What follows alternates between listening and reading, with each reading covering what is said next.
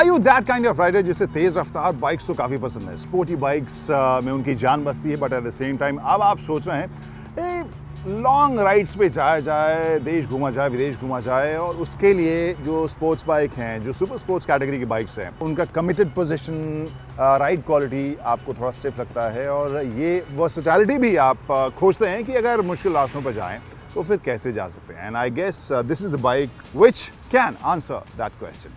ये है BMW F900 XR, एक ऐसी मोटरसाइकिल जो बहुत अच्छा कॉम्बिनेशन है adventure, sporty behaviour and touring की, और ये सब इस बाइक में BMW लेकर आई है। क्या आपको इसे खरीदना चाहिए? किस तरह के राइडर्स इसको खरीद सकते हैं या खरीदने की सोच सकते हैं, वो इस वीडियो में मैं बताऊंगा।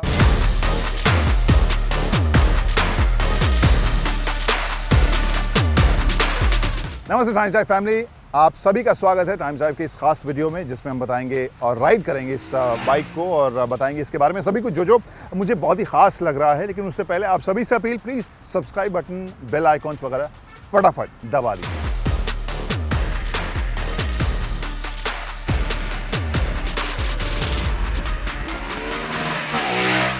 रिव्यूज़ आप देखें ना देखें, एग्जॉस्ट नोट वाली स्टोरी तो आप देखते ही हैं, तो अपनी स्टोरी बिना वक्त गवाए सबसे पहले उसी से शुरू करते हैं।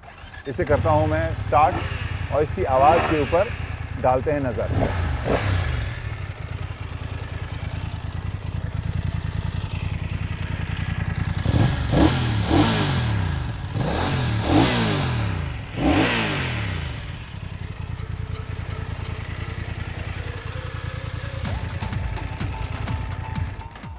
बहुत ही फुल, बहुत ही सॉलिड और बहुत ही एडिक्टिव सी इसकी आवाज़ है। स्टार्ट होते ही बताती है कि एक हैवी ड्यूटी स्पोर्ट्स बाइक है।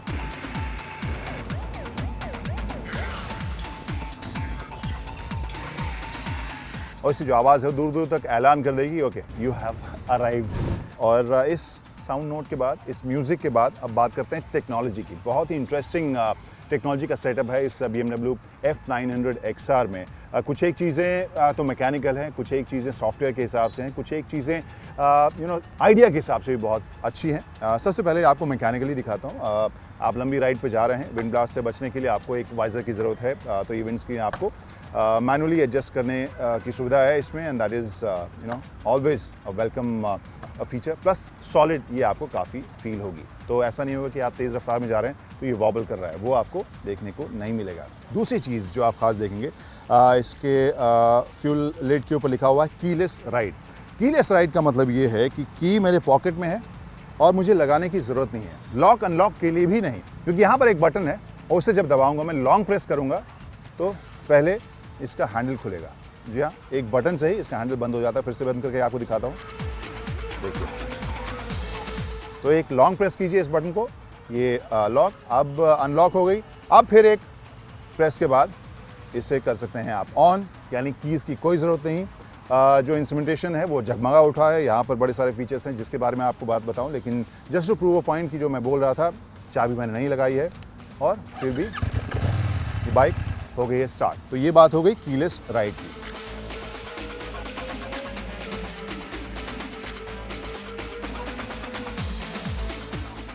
अब आपको बताता हूँ इस लेफ्ट हैंड के ऊपर जो बटन्स आपको मिल रहे हैं उसमें एक ख़ास चीज़ जो बहुत ही इंटरेस्टिंग है और बहुत सारे बाइकर्स को बहुत ज़्यादा इंप्रेस करेगी। सस्पेंशन का एक आपको आइकॉन यहाँ देखने को मिलेगा, और ये इलेक्ट्रॉनिकली राइड के वक्त भी आप इसे चेंज कर सकते हैं। इसमें इलेक्ट्रॉनिक सस्पेंशन एडजस्टमेंट की खूबी है, जिससे कि राइड के वक्त ही इसके सस्पेंशन की क्वालिटी आप चेंज कर सकते हैं। उसके लिए सिर्फ एक बटन दबाने की ज़रूरत है। डायनामिक, रोड, इन सब के बीच में आप शफल कर सकते हैं। उसके ठीक लेफ्ट में मेन्यू का बटन है। मेन्यू आप जब दबाएंगे तब आपको लगेगा कि हाँ, आप तो किसी कार के ही इंस्ट्रूमेंटेशन को देख रहे हैं, क्योंकि यहाँ पे आप मेन्यू दबाते ही देखेंगे कि एक तो स्पोर्ट है ऑप्शन, जिसमें आपको मिलेगा कि ब्रेकिंग, ट्रैक्शन कंट्रोल आप किस तरह से यूज़ कर रहे हैं। इसके बाद मैं जाऊँगा राइट, यहाँ पर नेविगेशन है। आप BMW ऐप डाउनलोड कीजिए और वो नेविगेशन यहाँ पर आप देख सकते हैं स्क्रीन पर, सो अलग से आपको अटैचमेंट की ज़रूरत नहीं है। उसके बाद मीडिया है, उसके बाद टेलीफोन है, सेटिंग्स है। तो टेलीफोन में आप ऑब्वियसली अपना फ़ोन इससे कनेक्ट कर सकते हैं, और ब्लूटूथ के ज़रिए 3 कनेक्शन आपको इसमें मिलेगा, आपका फ़ोन, हेलमेट और पैसेंजर या पिलियन जो राइडर है उसके हेलमेट को भी आप कनेक्ट कर सकते हैं। जो फ़ोन की बैटरी परसेंटेज है वो भी यहाँ पर दिखता रहेगा और नेटवर्क के जो बार्स होते हैं वो भी आपको इसमें देखने को मिलेंगे। जो राइड मोड है वो राइट साइड में दिया गया है, जिसमें आप रोड, डायनामिक प्रो या फिर रेन, इन सभी मोड्स में इस बाइक को चला सकते हैं। वहीं एक और फीचर है जो BMW की बाकी बाइक्स में भी आपने देखे होंगे, ये जो टॉगल डायल है बेसिकली, ये बहुत ही इंटरेस्टिंग और बहुत ही यूज़फुल है, क्योंकि राइड के वक्त ही आपको बटन ढूंढने की ज़रूरत नहीं है, आप बहुत ही आसानी से मेन्यू में इधर से उधर शफल कर सकते हैं।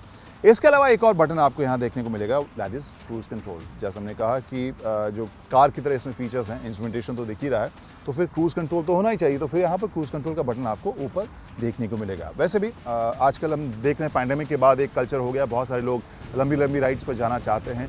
रोड्स भी पहले से बेहतर हो गए हैं, कई सरफेस के हिसाब से और डिस्टेंस के हिसाब से भी लंबी दूरी आप राइड कर सकते हैं अच्छे रोड के ऊपर। वहाँ पे इसका परफॉर्मेंस जो है वो आपको बहुत ही मज़ेदार लगेगा।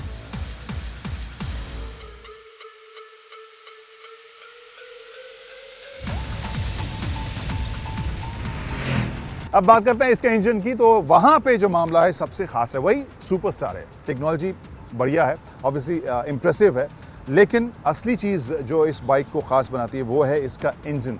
अराउंड 96-95 bhp के आसपास की ताकत, उससे थोड़ा सा कम होगा, 92 न्यूटन मीटर्स के आसपास का टॉर्क है। लेकिन वो जो आंकड़ा है वो इसके परफॉर्मेंस के बारे में पूरी तरह से आइडिया शायद नहीं देता है, क्योंकि ट्रिपल डिजिट स्पीड ऐसे ही पकड़ती है और इतने कंट्रोल के साथ ये पकड़ती है, वहाँ पे ये आपको सरप्राइज़ करेगी और एक बहुत बड़ी सी स्माइल आपके फेस पे आ जाएगी जब आप इसे एक्सीलरेट करेंगे। बहुत ही आसानी से, बहुत ही कंट्रोल के साथ ये ब्रेकिंग भी करती है। उस हिसाब से देखिए, राइडिंग पोजीशन की बात करें तो यहाँ पे भी एडजस्टेबल तो है, लेकिन जो मेरी हाइट है उस हिसाब से तो काफ़ी कंफर्टेबल सीट हाइट लग रही है। एवरेज इंडियन हाइट के लिए भी ये उतनी ऊंची नहीं लगेगी जैसा कि एडवेंचर बाइक्स में हम देखते हैं।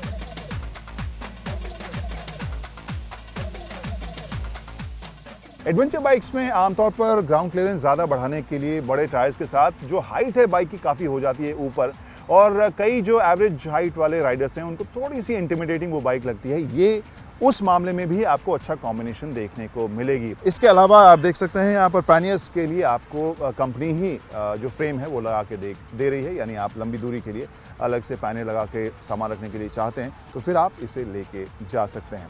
तो ये बात होगी इसके फीचर्स की, इसके टेक स्पेक्स की। अब एक बार नजर डालते हैं कि इसकी प्राइसिंग कैसी है, क्योंकि वो जो मामला है वो थोड़ा सा ट्रिकी है। क्यों ट्रिकी है? क्योंकि जैसा हमने बताया कि एक तो स्पोर्ट्स बाइक्स होते हैं, एक एडवेंचर बाइक्स होते हैं, उसके बीच में का ये स्पोर्ट्स टूरर है। 12,30,000 के आसपास की एक शोरूम कीमत जो है वो थोड़ी सी कंफ्यूजिंग हो सकती है उन राइडर्स के लिए, क्योंकि यहाँ पे अगर वो एडवेंचर बाइक्स की तरफ जाना चाहें वहाँ पे भी ऑप्शन है, स्पोर्ट्स बाइक की तरफ जाना चाहें थोड़े बहुत ऑप्शन वहाँ पे भी आपको नज़र आ रहे हैं। लेकिन इसके पक्ष में एक बात जाती है कि मोर और लेस पूरी लोडेड बाइक आपको, एक ही वर्जन इसका आता है, पूरी लोडेड बाइक आपको 12,30,000 के एक शोरूम प्राइस के साथ आ रही है। Guys, let's talk about the performance of this bike. और सबसे पहली चीज, सबसे इंप्रेसिव जो मुझे लगी, I am sure you would enjoy that as well, जो है इसका परफॉर्मेंस, एक्सेलरेशन और एक्साइटमेंट लेवल। जो भी इंजन की डिलीवरी है वो काफ़ी लीनियर है और लीनियर तरीके से ही काफ़ी पावरफुल और ट्रिपल डिजिट जो स्पीड है वो बहुत ही आसानी से पकड़ती है, और वो एक्सेलरेशन आपको किसी भी सुपर बाइक टाइप की फील ज़रूर देगा। That's really exciting. But at the same time ये जो भी एक्सेलरेशन है बहुत ही ताबड़तोड़ नहीं होगा, so you would feel in control, वो इंटिमिडेटिंग आपको नहीं लगेगा। तो वो सबसे मज़ेदार इसका एस्पेक्ट मुझे महसूस ज़रूर होता है। And second most important part obviously is the suspension setup. जिस तरीके की कंफर्ट ये दे रही है बाइक, चाहे वो स्पीड ब्रेकर्स हों या ब्रोकन रोड्स हैं, वहाँ पर इसका परफॉर्मेंस बहुत ही स्मूथ मुझे नज़र आता है, बहुत ही रीअश्योरिंग नज़र आता है।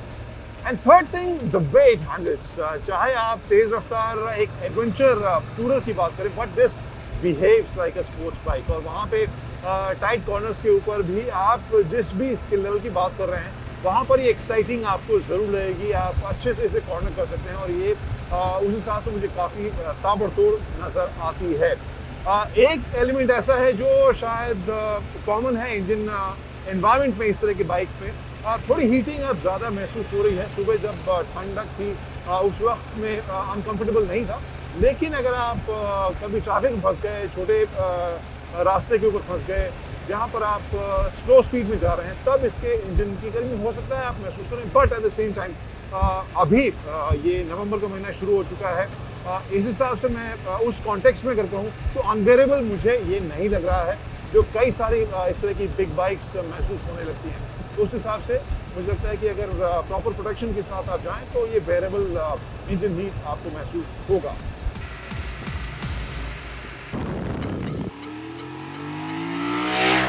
तो आखिर में वही सवाल की बिंदु कहाँ विश्राम करती है। तो इनकेस आप एक ऐसे राइडर हैं जिसे परफॉर्मेंस ओरिएंटेड बाइक चाहिए, लंबी दूरी पे जाना चाहता है, थोड़ी बहुत ऑफ रोडिंग वो करना चाहता है, और हार्डकोर ऑफ रोडिंग वाली एडवेंचर बाइक जो है उसके लिए यूटिलिटी बहुत ज़्यादा नहीं साबित हो रही है, तो फिर ये बहुत अच्छा ऑप्शन उस हिसाब से हो सकता है। राइडिंग पोजीशन मुझे बहुत ही कंफर्टेबल लगा, जो इसका परफॉर्मेंस है बहुत ही स्पोर्टी है, और आप जिस तरह की पावर और एक्सेलरेशन हैंडल कर सकते हैं, आमतौर पर जो मेरे लेवल का स्किल अगर मैं कहूँ तो वहाँ पे ये एडिक्वेट आपको पावर और एक्साइटमेंट देती है। और इसके अलावा जैसा कि आप देख ही सकते हैं कि मुश्किल रास्तों के ऊपर भी, उबड़-खाबड़ रास्तों के ऊपर भी ये जा ही सकती है। तो उस हिसाब से एक बहुत ही अच्छा कॉम्बिनेशन। प्राइस के मामले में देखना होगा कि अगर आप हार्डकोर जाना चाहते हैं एडवेंचर की तरफ, तब शायद उतना सेंस ना बने, बट अदरवाइज एक अच्छा कॉम्बिनेशन मुझे ये लग रही है बाइक। कैसी लगी story, do let us know in the comment section. और इन केस कोई पॉइंट ऐसा है जो मैं भूल गया या जिसके बारे में आप और जानना चाहेंगे तो हम उसके बारे में ज़रूर आपको बताएंगे। तो फिलहाल पूरी टीम को दीजिए इजाज़त, बाय तथा बाय।